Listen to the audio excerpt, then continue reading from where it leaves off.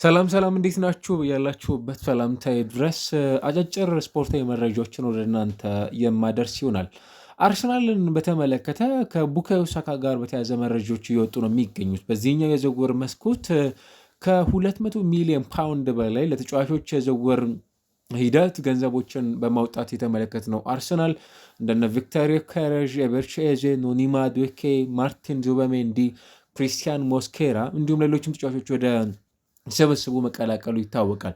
ከዛ ባለፈ ደግሞ በቡድን ውስጥ የሚገኝ ተጫዋቾችን ኮንትራት በማራዘምም ደግሞ የተመለከትነው ቡድን ነው። እንደነ ዊሊያም ሳሊባ እና ጋብርኤል ማጋልዥ አሁን ባለበት ሁኔታ በአርሰናል ቤት ውስጥ እጅግ በጣም ከሚፈለጉ ተጫዋቾች ውስጥ በቀዳሚነት የሚነሳው የቡድኑ የፊት መስመር ተጫዋች የሆነው ቡካዮ ሳካ በክለብ ውስጥ ለረጅም ጊዜ የሚያቆየውን ኮንትራት ለማስፈረም አርሰናል መስማማቱ ቢቢሲ ይዞት የወጣው መረጃ ያጋራል። በእርግጥ በተደጋጋሚ ከማርቲን ኦዴጋርድ እንዲሁም ከሌሎችም ተጫዋቾች ጋር በተያያዘ አርሰናል ኮንትራታቸውን ለማራዘም ከጫፍ ከደረሱ ክለቦች ውስጥ ስለመሆኑ በተደጋጋሚ እንደሚገለጽም ጭምር ይታወቃል እና አሁን ለአርሰናል በጣም ቅርብ የሚባሉ የመረጃ ምንጮች እየገለጹት እንደሚገኘው ቡካዮ ሳካ በአርሰናል ቤት ውስጥ ቀዳሚው በክፍያ ረገድ የሚከፈለው ተጫዋች፣ ከዛ ባለፈ ደግሞ በቡድን ውስጥ ለረጅም ዓመታት የሚያቆየውን ኮንትራት ለመፈረም ሁሉ ነገር ስለማለቁም ጭምር ነው እየተነገረ የሚገኘው። በ2023/24 የውድድር ዓመት የመጀመሪያውን በጣም አስደናቂ ከሚባሉ የእርሱ ቆይታዎች ውስጥ መካከልም ይነሳል። ጉዳትም ጭምር ደግሞ ከፈተኑ ተጫዋቾች መካከል አንዱ ነው። አሁን በአርሰናል ቤት ውስጥ ይህ ተጫዋች ቢያንስ የ5 ዓመታት ኮንትራት ለሚቀጥሉት ዓመታት ለመፈረም ከጫፍ ከደረሱ ተጫዋቾች መካከል አንዱ መሆኑን ነው እንግዲህ ቢቢሲ ሬዲዮ 5 ይዞት በወጣው የዛሬ መረጃ እየተመለከትን የምንገኘው። ስለዚህ ቡካዮ ሳካ በአርሰናል ቤት ውስጥ ለሚቀጥሉት ምናልባት 5 ዓመታት የሚያቆየውን ኮንትራት ለመፈረም ከጫፍ ከደረሱ ክለቦች ውስጥ አንዱ መሆኑ ተነግሯል ማለት ነው። አርሰናል የተጫዋቾችን ኮንትራት በማራዘም በዚህ ውድድር ዓመት በጣም ቢዚ ከሆኑ የእንግሊዝ ፕሪሚየር ሊግ ቡድኖች ውስጥ አንዱ መሆኑ ይታወቃል። በዚህኛው ሳምንት ተከታታይ የእንግሊዝ ፕሪሚየር ሊግ ባለድል ከሆነ በኋላ ሌላው ለክለቡ ጥሩ ዜና እየተባለ የሚገኘው የተጫዋቾቹን ኮንትራት ለማራዘም ብዙ የቤት ስራዎችን እየሰሩ ከሚገኙ ክለቦች ውስጥ አንዱ መሆኑን የሚገልጸውን መረጃ እየተመለከተን እንገኛለን። ማንቸስተር ዩናይትድ እና የተጫዋቾች የዝውውር ጉዳይን በተመለከተ በዚህ ሰዓት ላይ በሰፊው ተነገሩ ከሚገኙ ጉዳዮች ውስጥ አንዱ ነው። በቀዳሚነት የተነሳ የሚገኘው ተጫዋች ደግሞ በዚህ ሰዓት ላይ የኬቪን ፌሊንግን የተመለከተ ጉዳይ ሆኗል። ይልቁን እንደውም ማንቸስተር ዩናይትድ ይህንን ተጫዋች በተመለከተ መረጃዎችን ገና ካሁኑ መሰብሰብ ጀምሯል ነው የተባለ የሚገኘው። ገና 16 ዓመቱ ላይ የሚገኝ ተጫዋች ነው። የፊት መስመር የአጥቂ ስፍራ ተጫዋችም ጭምር ነው። ተጫዋቹ እንደነ ስካይ ጀርመን ይዟቸው እየወጡት እንደሚገኙ የመረጃ ምንጮች ከሆነ ማለት ነው ተጫዋቹ በማንቸስተር ዩናይትድ በጣም ከሚፈለጉ ተጫዋቾች ውስጥ አንዱ መሆኑን በተደጋጋሚ የተነገረን የሚገኘው። ከዛ ባለፈ በፖርቱ እየተጫወተ የሚገኘው ማንቸስተር ዩናይትድ፣ ቼልሲ እንዲሁም ደግሞ ሌሎች እንደነ ሳልዝቡርግም ጭምር ያሉ ክለቦች እየፈለጉት የሚገኝ እንደነ ኬሪም አልጄጎቪች የሚሰኝ ተጫዋችም ጭምር ወደ ክለቡ ማምጣት ይፈልጋል ተብሏል። በዚህኛው ወቅት ላይ በዝውውር ሂደቱ ላይ ዩናይትድ ከበርካታ ተጫዋቾች ጋር ስሙ በዝውውር ሂደቱ ላይ እየተነሳ ነው የሚገኘው። የትኛውን ተጫዋች ወደ ክለባቸው ያመጣሉ የሚለው በዚህ ሰዓት ላይ በበርካቶች እየተጠበቁ ከሚገኙ ጉዳዮች ውስጥ አንዱ መሆኑን ነው እንግዲህ እየተመለከትን የምንገኘው። ከዛ ባሻገር ቀደም ሲል ያልኳቸው ወደ 2.63 ሚሊዮን ፓውንድ የሚጠጋ ገንዘብ ብቻ በመውጣት ኬቪን ፊሊንገን ክለቡ ከኤአይኬ ፉትቦል ወደ ክለቡ ማንቸስተር ዩናይትድ ማምጣት እንደሚፈልግም ጭምር እና ንግግሮችን ስለሚጀመሩ ምናልባት በጥር ተጫዋቾች የዝውውር መስኮት ይህንን ተጫዋች ወደ ክለባቸው ማምጣት እንደሚፈልጉ በሩበን አሞሪም በኩል ፍላጎት ማሳየታቸውም ጭምር ነው እየተነገረ የሚገኘው። ከፔፕ ጓርዲዮላ ጋር በተያያዘ አንድ መረጃ ይፋ አድርገዋል።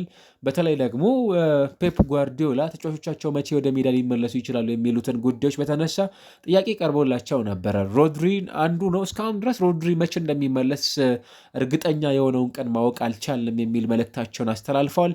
ከዛ ባለፈ በቡድን ውስጥ ባሳለፍነው ቅዳሜ ምናልባት ምቾት ካልተሰማቸው ተጫዋቾች መካከል አንዱ የነበረ ሃርሊንግ ብራውት ሃላንድ በዚህ ጨዋታ የማረፍ እድል ይኖራቸዋል ተብለው ከሚጠበቁት ውስጥም ጭምር አንዱ ነው። ምናልባት ሊሰለፍም የሚችልበት አማራጭ እንዳለ ነው እንግዲህ በዚህ ሰዓት ላይ የተነገረ የሚገኘው። ከአስቶን ቪላ ጋር የነበረውን ጨዋታ እንደምታስታውሱ ዕለተ እሁድ ላይ ቡድኑ ሽንፈት እንዳስተናገደ ይታወቃል እና በካራቦ ካፕ በሻምፒዮንሺፕ የተሳተፉ ከሚገኙ ክለቦች ውስጥ አንዱ ስዋንሲ ሲቲ ጋር መርሃ ግብሩን ያከናውናል። ከዛ ጨዋታ ላይ የማረፍ እድል አለው ተብሎ ነው የሚጠበቀው። በእርግጥ ወደ ጨዋታው የመመለስ እድል ሊኖረው ይችላል ነው እንግዲህ እየተነሳ የሚገኘው።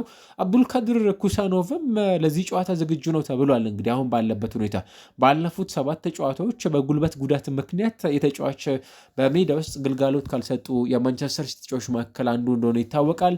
አሁን ላይ ወደ ሜዳ ለመመለስ ከጫፍ ከደረሱ ተጫዋቾች መካከልም ጭምር አንዱ ነው አሰልጣኝ ፔፕ ጓርዲዮላ። ከዛ ባለፈ ግን የሮድሪ ጉዳይ አሁንም ቢሆን በቡድን ውስጥ መች ወደ ሜዳ ሊመለስ እንደሚችል ትክክለኛውን ቀን ማወቅ እንዳልተቻለ አረጋግጧል ማለት ነው። ሌላኛው ከቼልሲ ጋር ተያይዞ የተነሳ የሚገኘው የሊያም ዴላፕን ጉዳይ ነው።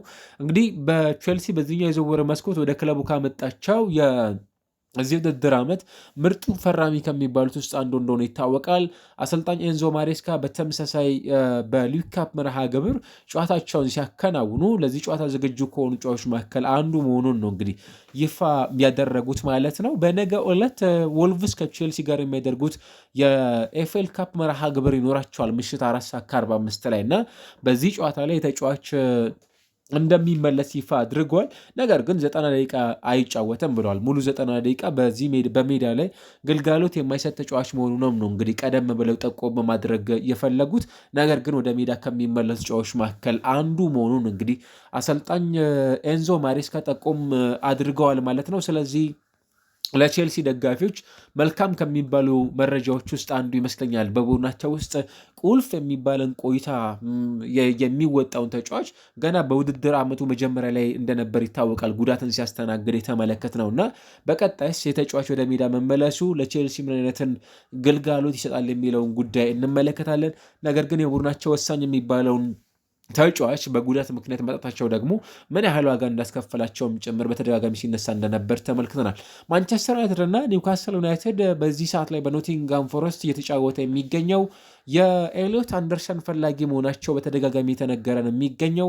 ተጫዋቹ ከ100 እስከ 120 ሚሊዮን ፓውንድ የሚጠጋ ገንዘብ ይወጣበታል ተብሏል። እንግዲህ በዚህ ሰዓት ላይ 22 ዓመቱ ላይ ይገኛል። እንደነ ፍሎሪያን ክሊተንበርግ መረጃ ከሆነ ማለት ነው ማንቸስተር ዩናይትድ ከካርሎስ ባሌባ ዝውውር ወደ ኤሊዮት አንደርሰን ዝውውር ፊቱን ማዞሩን ነው እንግዲህ የተመለከትን የምንገኘው እና ይሄኛውን ፉክክር ዩናይትድ በበላይነት የማጠናቀቅ ሰፊ እድል እንዳለውም ጭምር ነው እየተገለጸ የሚገኘው። ባርሴሎና በዚህ ሰዓት ላይ በማርሴይ የሚገኘውን ሜሰን ግሪንውድን ማስፈረም ይፈልጋል ተብሏል። ቶተንሃም ሆትስፐርስ፣ ዌስትሃም ዩናይትድ የዚህ ተጫዋች ፈላጊ ናቸው። ገና 24 ዓመቱ ላይ ይገኛል እንደነ ቲም ቶክ መረጃ ከሆነ ማለት ነው። ባርሴሎና ሜሰን ግሪንውድን ወደ ስፔን ትልቁ ክለብ የማምጣት ፍላጎት እንዳለውም ጭምር ነው እየተገለጸ የሚገኘው። በዚህ ሰዓት ላይ በሮቤርቶ ዲዘርቢ ቡድን በጣም ጥሩ ጊዜን እያሳለፈው ከሚገኙ እንግሊዛውያን መካከልም ጭምር እየተነገረ ነው የሚገኘው። የጁዲ ቤሊንጋም ወንድም እንደሆነ ይታወቃል። ምናልባት ከማንቸስተር ዩናይትድ ጋር ስሙ ተያይዞ የተነሳም ነበረ የተመለከትነው። በዚህ ውድድር ዓመት ከሰንደርላንድ ቦሩሲያ ዶርትሙንድ ማስፈረሙም ጭምር ይታወቃል። ታዲያ ሚረር ይህንን ተጫዋች በተመለከተ ማንቸስተር ዩናይትድ ምንም አይነት ፍላጎት አላሳየም ብሏል። ከዚህ ተጫዋች ጋር በተያያዘ ገና 20 ዓመቱ ላይ ይገኛል። የአማካይ ስፍራ ተጫዋች ሲሆን ምናልባት በሚቀጥሉት ዓመታት የትላልቅ ክለቦችን ትኩረት የመሳብ ዕድል ሊኖረው ይችላል። ነገር ግን አሁን በዩናይትድ በኩል ለዚህ ተጫዋች ምንም አይነት ፍላጎት አለማሳየቱን ነው እንግዲህ መረጃው የሚገልጸው። ከዛ ባለፈ ማንቸስተር ዩናይትድ ለኮቢ ሜኑ እየቀረበለት የሚገኘውን ጥያቄ ውድቅ ማድረጉ ተገልጿል። በተለይ በጥር ተጫዋቹ የዝውውር መስኮት ጆሻ ዝርክዜ እና ኮቢ ሜኖን በተመለከተ ከክለቡ የመለያየት እድል እንዳላቸውም ጭምር በተደጋጋሚ የተነገረ ነው የሚገኘው። ነገር ግን አሁን ባለበት ሁኔታ ዩናይትድ እነዚህን ጥያቄዎች ለመቀበል ፍላጎት የለውም ተብሏል። እዚሁ ዩናይትድ ቤት ውስጥ እንቆይና የመጨረሻ መረጃችንን ላጋራችሁ። ራስመስ ሆይሉንድ በናፖሊ ቆይታን እያደረጉ ከሚገኙ ተጫዋቾች መካከል አንዱ ነው። በውሰት ውል ነው ያቀናው። ታዲያ በናፖሊ ተጫዋች ኮንትራቱን ወደ ቋሚነት የማዘዋወር መብት እንዳለው ይታወቃል። 22 ዓመቱ ላይ ነው የሚገኘው። ታዲያ ዩናይትዶች የዚህን ተጫዋች ዝውውር ወደ ቋሚነት እንዲያዘዋውሩ ለናፖሊዎች ፍቃድ መስጠቱም ጭምር ነው የተረጋገጠው። በናፖሊ በጣም ጥሩ ጊዜን እያሳለፈ ነው የሚገኘው እንግዲህ በብሔራዊ ቡድንም ጭምር በዴንማርክ ማለት ነው። ራስመስ ሆይሉንድ በናፖሊ ቋሚ ዝውውሩ የሚፈጽምበት ጊዜ እጅግ በጣም ቅርብ መሆኑንም ነው የተነገረ የሚገኘው። ቪኒሺየስ ጁኒየር 25 ዓመቱ ላይ የሚገኝ በኤል ክላሲኮ ጨዋታ ደግሞ ብዙዎቻችንን ያነጋገረ ተግባር ሲፈጽም እናስተውላለን። በተለይ አሰልጣኝ ዣቪ አሎንሶ በሮድሪጎ ቀይረውት ከሜዳ እንዲወጣ ባዘዙ ሰዓት ላይ በሜዳ ውስጥ ያሳየው ስነ ምግባር ፍጹም ያልተገባና ከሱ ባህሪ አንጻር ሊሄድ የማይችል ደግሞም እንደነ ሪያል ማድሪድ ባሉ ትላልቅ ኮከቦች በሚጫወቱበት ቡድን ውስጥ እንደ አይነት ባህሪ ማሳየት ተገቢ እንዳልሆነም ጭምር የሚጋሩት በርካቶች እንደነበሩ ይታወቃል። ታዲያ የማትፈልጉኝ ከሆነ ከክለቡ መልቀቅ እችላለሁ የሚሉ መልእክቶችንም ጭምር ሲያጋራ እየተመለከት ነው እንገኛለን እና ምናልባት አሁን ላይ ተጫዋቹ ከክለቡ ጋር ወይም ከሪያል ማድሪድ የመልቀቅ ሙሉ ለሙሉ ሲሪየስ የሆነ ፍላጎት እያሳየ እንደሆነም ጭምር ነው እንደነ አስ በስፔን ከሚገኙ ትላልቅ ጋዜጦች መካከል ይህንን መረጃ ይፋ ያደረገው። ስለዚህ ቪኒሺየስ ጁኒየር በቀጣይ በሪያል ማድሪድ የሚቆይበት እድል ጠባብ ሊሆን እንደሚችልም ጭምር ገና ከወዲሁ እየወጡ የሚገኙ መረጃዎች ይጠቁማሉ። ይህ ከሆነ ሪያል ማድሪድ በጣም ትልቅ ገንዘብ ለዚህ ተጫዋች ዝውውር ይጠይቅበታል ተብሎ ነው እንግዲህ የሚጠበቀው። በዚህ ሰዓት ላይ ዩቬንቱስ በዚህ ሰዓት ላይ እንግዲህ ከበርካታ የቀድሞ አሰልጣኞች ጋር ስሙ ተያይዞ የተነሳ ነው የሚገኘው። እንደምታውቁት በዚህ ሳምንት ከኢጎር ቱዶር ጋር መለያየቱ ይታወቃል እና በዚህ ሰዓት ላይ ጣሊያን ብሔራዊ ቡድን ዋና አሰልጣኝ የሆኑት ሉቺያኖ ስፓሌቲን ወደ ክለቡ አሰልጣኝነት የማምጣት ፍላጎት እንዳለው ጂያንሉካ ዲማርዚዮ ይዞት የወጣው መረጃ ያመላክታል። ከተሳካላቸው እኚህን አሰልጣኝ ወደ ክለቡ ማምጣት ይፈልጋሉ። ከኤሲ ሚላን ጋር የጣሊያን ሴሪ ሻምፒዮን እንደነበሩ ይታወቃል ከዓመታት በፊት።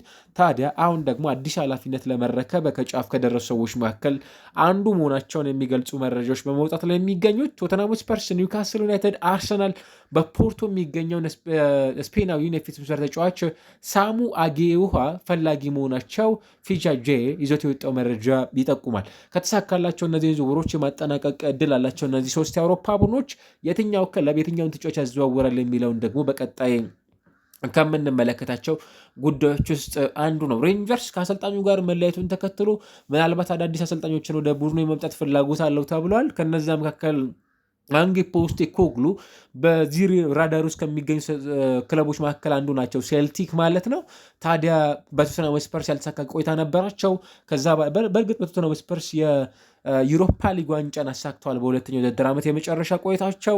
ከዛ ባለፈ ኖቲንጋም ፎረስት በጣም 36 ቀናቶችን ብቻ በዛ ቡድን የቆዩ አሰልጣኝ እንደነበሩ ይታወቃል። 39 ቀናቶችን እና ከዛ በኋላ ከዚህ ኃላፊነት ተሰናብተዋል። በቀጣይ ወደ አሰልጣኝነት የመመለስ እድል አላቸው ተብሏል። እንግዲህ አሰልጣኝ አንጌ ፖስቴኮግሉ የትኛውን ክለብ ይረከባሉ እናያለን። ነገር ግን ወደ ስኮቲሽ ፕሪሚየርሺፕ የማቅናት እድልና ከጫፍ ከደረሱ ሰዎች መካከል አንዱ መሆናቸውን የሚገልጹ መረጃዎች በዚህ ሰዓት ላይ በመውጣት ላይ ነው የሚገኙት። አዳዲስ የተባሉ የዝውውር መረጃዎች እንዲሁም አጫጭር መረጃዎች እነዚህን ይመስላሉ።